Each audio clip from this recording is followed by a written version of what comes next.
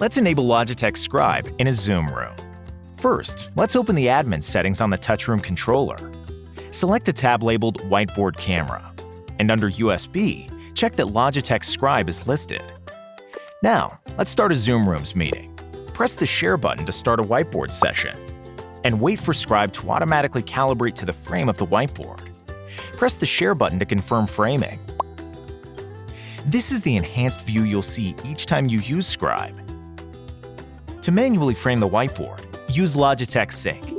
If Sync notifies you a firmware update is available, update Scribe before using. In Sync, select the Video tab underneath Scribe. Click Edit Boundaries. If manual framing is needed, drag the circles to the corners of the whiteboard. If not, leave the circles where they are. Click Confirm. And now it's perfect. You're ready to begin sharing.